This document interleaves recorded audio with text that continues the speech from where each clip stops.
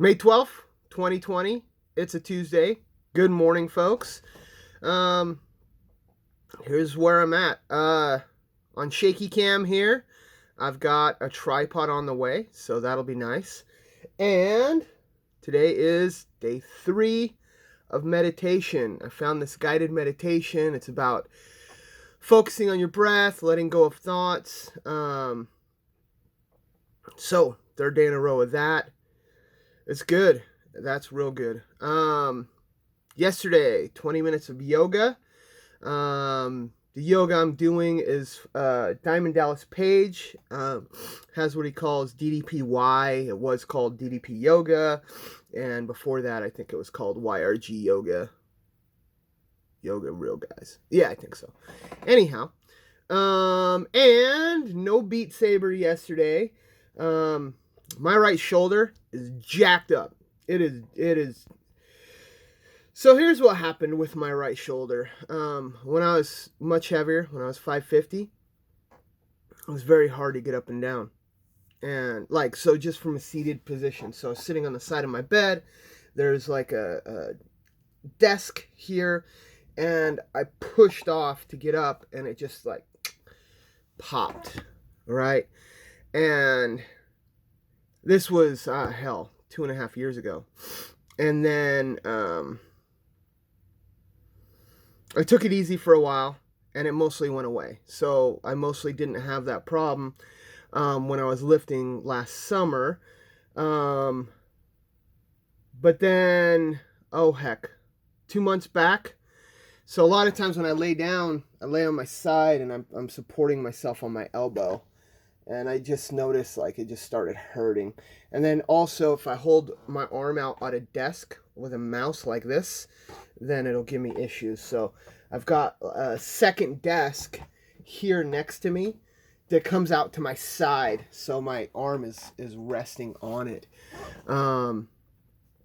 So hopefully, just with some exercise, I can bring that back into not being a problem anymore. But if I do Beat Saber for more than a half hour or so, that starts in the shoulder, and the shoulders and my shoulder blades.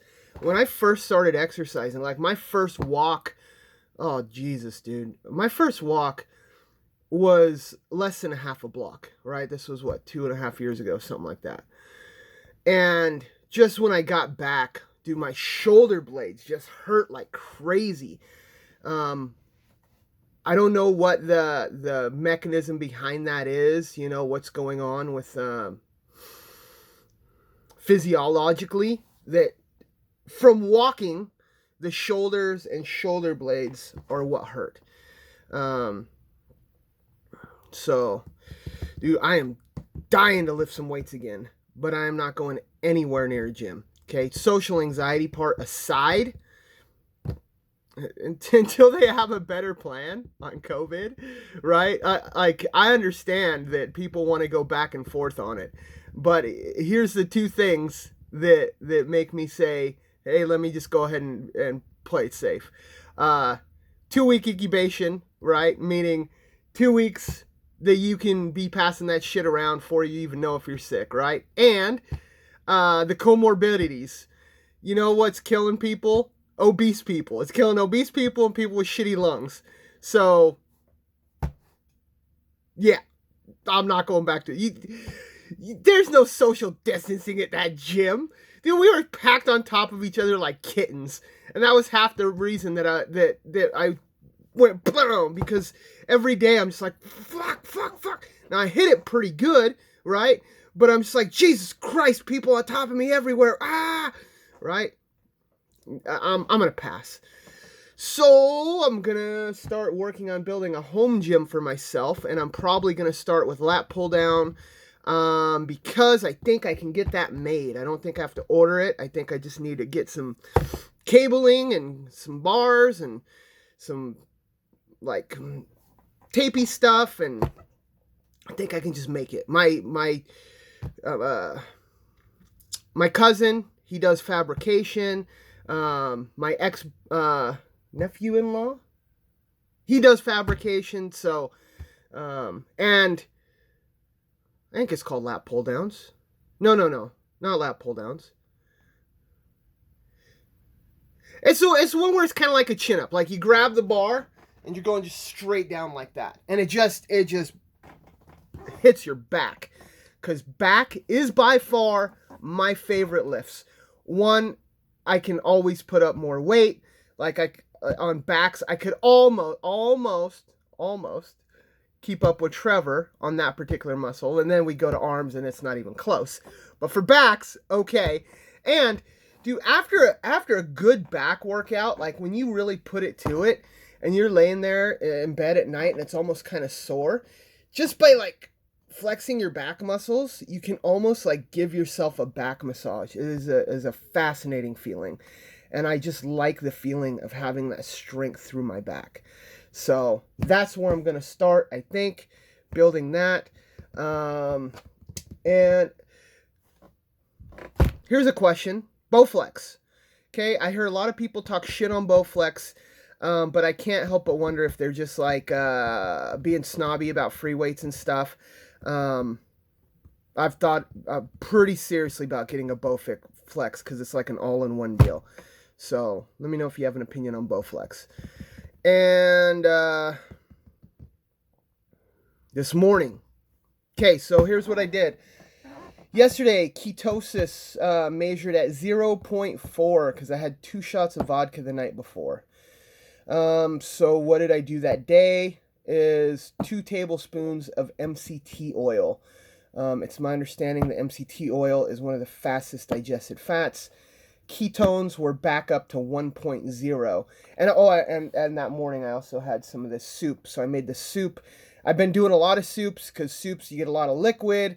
I can consume a lot and still have that salty, meaty flavor without taking in a lot of other macros, right? So I did soup yesterday morning, and I did the 2 tablespoons of MCT oil, and by that afternoon, my ketones were 1.0 millimolar. This morning, my ketones were 1.1 millimolar.